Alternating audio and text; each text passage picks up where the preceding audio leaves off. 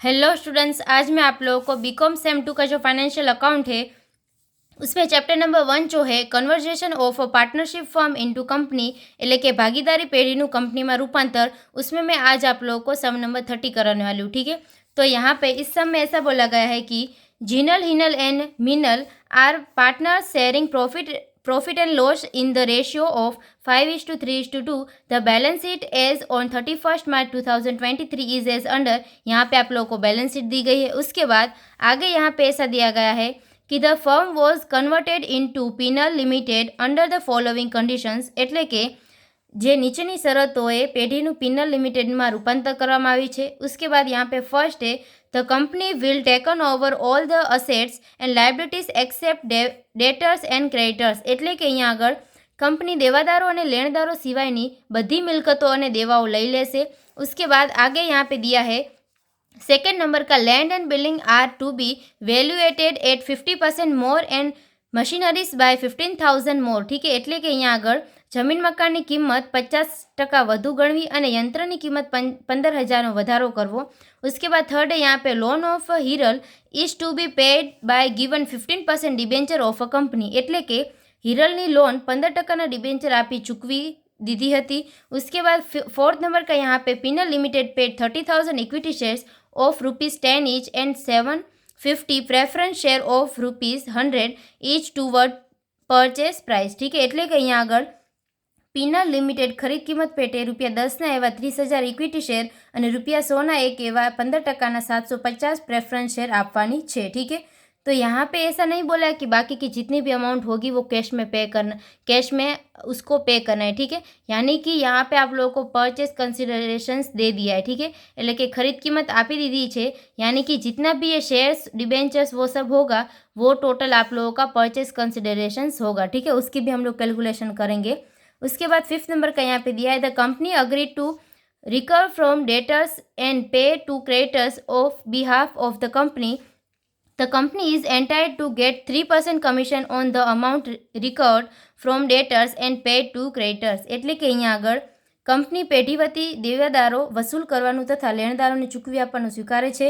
ચૂકવેલાને વસૂલ કરેલી રકમ પર કંપની 3% કમિશન મેળવવાનો હકદાર છે।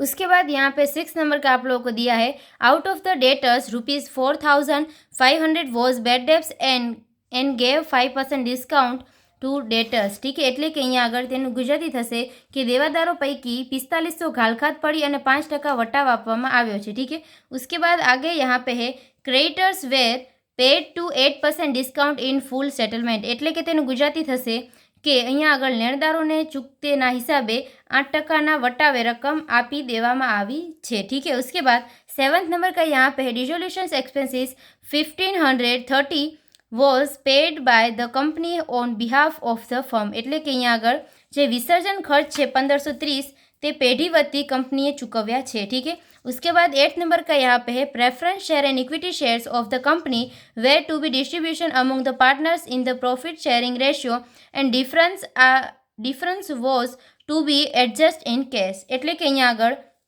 ભાગીદારો પ્રેફરન્સ શેર અને ઇક્વિટી શેર જે નફા નુકસાનના પ્રમાણમાં વહેંચી દીધા અને તફાવતના હવાલા રોકડમાં કરવાના છે। ठीक है, उसके बाद यहाँ पे from the above informations in the books of firm prepare करना यहाँ पे रियलाइजेशन अकाउंट એટલે કે માલ મિલકત નિકાલ ખાતું। उसके बाद सेकंड है यहाँ पे पार्टनर्स कैपिटल अकाउंट એટલે કે ભાગીદારોના મૂડી ખાતા। उसके बाद थर्ड यहाँ पे कैश अकाउंट। ठीक है, એટલે કે રોકડ ખાતું બનાવવાનું છે। ठीक है, तो ये फर्स्ट हम लोग क्या करेंगे तो यहाँ पे परचेस कंसिडरेशंस निकालेंगे, तो वो हम लोगों को ये सब में किस तरह से मिलेगा।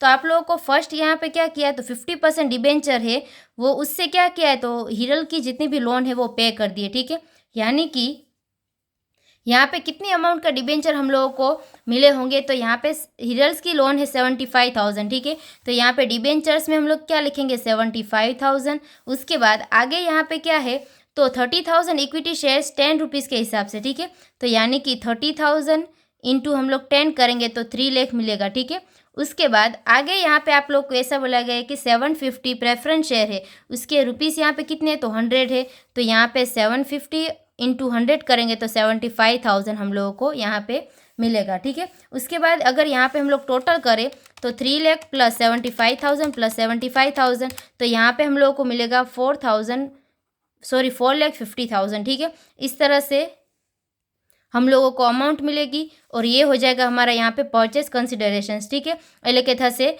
खरीद कीमत। उसके बाद यहाँ पे डेटर्स के बारे में ऐसा बोला गया है कि उसमें से 4,500 की बेड डेप्स हो गई है, उसके बाद 5% डिस्काउंट दिया है। ठीक है, तो उसकी कैलकुलेशन हम लोग किस तरह से करेंगे, तो यहाँ पे दिया है आप लोगों को डेटर्स 75,000। ठीक है, तो यहाँ पे आप लोगों को 75,000 लिखना है, उसमें से माइनस बेड डेप्स हुआ है 4,500, ये हम लोग माइनस कर देंगे। उसके बाद जितनी भी अमाउंट आएगी यहाँ पे आएगा 75,000 माइनस 4,500। अभी ये अमाउंट है उसमें से माइनस हम लोग कितना करेंगे, तो 5% डिस्काउंट। ठीक है, तो डिस्काउंट कितना आएगा, तो इनटू हम लोग 5% करें तो 3,525 ये आया हमारा डिस्काउंट। और ये अगर हम लोग माइनस करेंगे तो हम लोगों को अमाउंट मिलेगी 66,975। ठीक है, ये फाइनली यहाँ पे डेटर्स आप लोगों को मिलेगा। उसके बाद यहाँ पे क्रेडिटर्स के बारे में क्या बोला है, तो क्रेडिटर्स में ऐसा बोला गया है कि उसको सिर्फ और सिर्फ 8% का डिस्काउंट देके फुल सेटलमेंट हो गया है। ठीक है, यानी कि यहाँ पर क्रेडिटर्स कितने 37,500 के है, એટલે કે લેણદારો આપેલા છે 37,500 उसका हम लोग इंटू 8% निकालेंगे तो 3,000 क्या आएगा, वो आएगा डिस्काउंट किसका, तो क्रेडिटर्स डिस्काउंट वो आएगा 3,000 का, એટલે કે અહીંયા આગળ લેણદારોને વટાવ આવશે 3,000। ठीक है, तो फर्स्ट आप लोगों को क्या करना होगा, यहाँ पर रियलाइजेशंस अकाउंट प्रिपेयर करना है। उसके बाद इसमें आप लोगों को सबसे फर्स्ट परचेस कंसिडरेशंस की जितनी भी प्राइस है वो आप लोगों को लिखनी है यहाँ पे क्रेडिट साइड। ठीक है, तो यहाँ पे हम लोग लिखेंगे कि कंपनीज अकाउंट और अमाउंट कितनी आएगी, तो 4,50,000। ठीक है, ये आई परचेस कंसिडरेशंस। उसके बाद जितनी भी क्रेडिटर्स का डिस्काउंट हम लोगों ने यहाँ पे निकाला है, ठीक है 3,000, वो हम लोग लिखेंगे क्रेडिट साइड। और यहाँ पे डेटर्स का जितना भी डिस्काउंट है वो हम लोग लिखेंगे डेबिट साइड। ठीक है,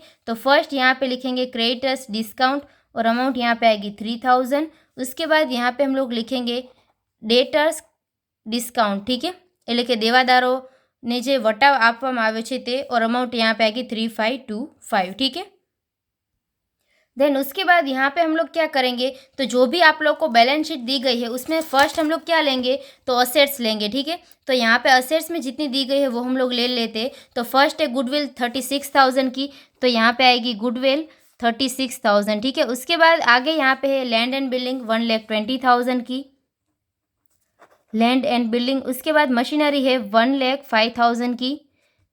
उसके बाद यहाँ पे स्टॉक आप लोगों को दिया है 90,000 का। ठीक है, उसके बाद यहाँ पे आगे कैश बैंक बैलेंस दिया है 15,000, तो यहाँ पे सिर्फ मैं कैश लिख रही हूँ 15,000 का। उसके बाद यहाँ पे डेटर्स दिए गए, એટલે કે દેવાદારો આપેલા છે वो यहाँ पे कंपनी ने नहीं ली है, तो यानी कि उसकी एंट्री यहाँ पे हम लोग नहीं करेंगे। ठीक है, तो इस तरह से आप लोगों को लिखना है। उसके बाद जितना भी यहाँ पे बैड डेप्स हुआ है 4,500 का आप लोगों को यहाँ पे दिया है 4,500 हमारा बैड डेप्स है, तो उसकी एंट्री रियलाइजेशन अकाउंट में डेबिट साइड आप लोगों को करनी होती है। ठीक है, तो यहाँ पे लिखना होगा बैड डेप्स अमाउंट आएगी 4,500। ठीक है, એટલે કે અહીંયા આગળ જે ઘાલખાત થઈ છે તેની એન્ટ્રી અહીંયા આગળ જે માલ મિલકત નિકાલ ખાતું છે તેની ઉધાર બાજુ કરવામાં આવશે। उसके बाद आगे यहाँ पे आप लोगों को जितना भी डिसोल्यूशंस एक्सपेंसेस दिया है वो भी आप लोगों को डेबिट साइड लिखना होता है। ठीक है, तो यहाँ पे आप लोगों को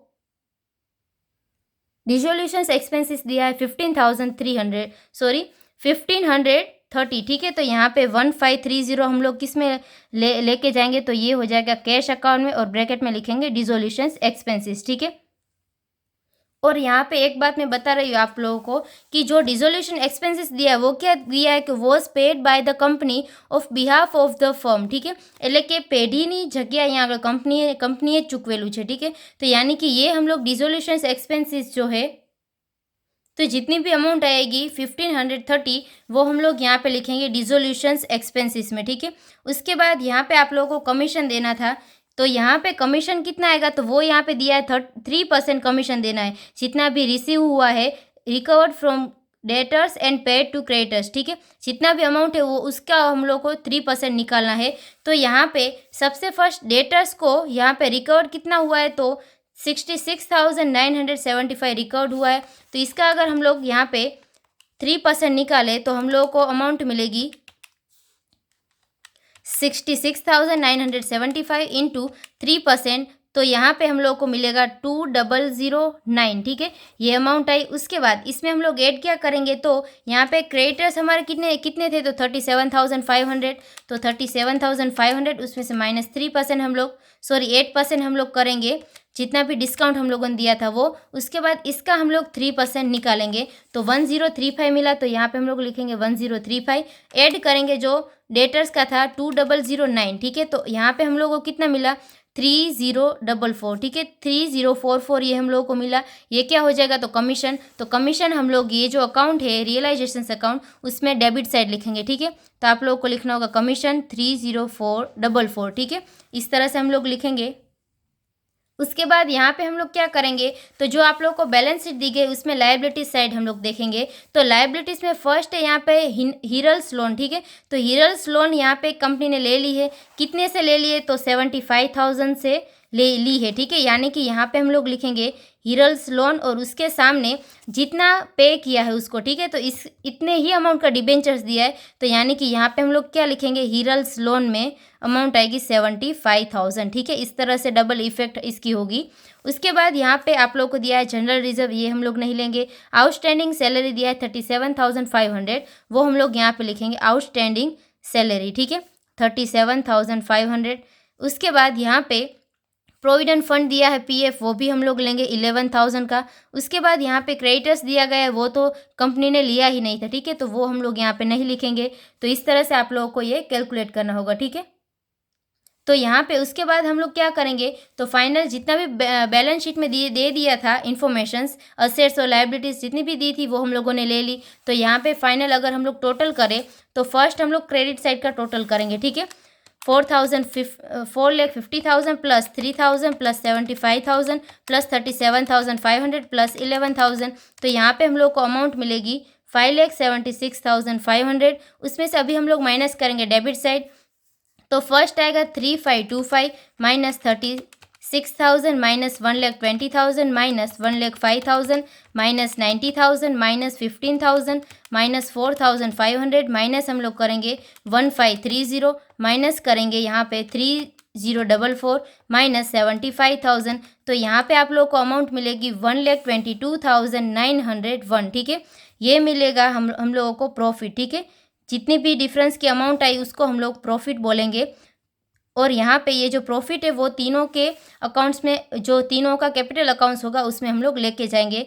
तो यहाँ पे हम लोग लिखेंगे प्रॉफिट और फर्स्ट आएगा हीरल का, फर्स्ट है यहाँ पे जिनल का, उसके बाद हिनल का और उसके बाद यहाँ पे मीनल का आएगा, ठीक है, और उसका इन तीनों का रेशियो 5:3:2, तो यानी कि यहाँ पे इंटू 5 डिवाइडेड बाय 10 हम लोग करेंगे। तो इस तरह से अगर हम लोग अमाउंट निकालते जाए तो हम लोगों को यहाँ पे कौन कौन सी अमाउंट मिलेगी, तो जिनल्स के अकाउंट में मिलेगा 61,451, उसके बाद यहाँ पे हिनल के अकाउंट में मिलेगा 36,870 और फाइनल यहाँ पे मीनल्स के अकाउंट में हम लोगों को मिलेगा 24,580, ठीक है। तो इस तरह से यहाँ पे आप लोग को प्रॉफिट मिल जाएगा।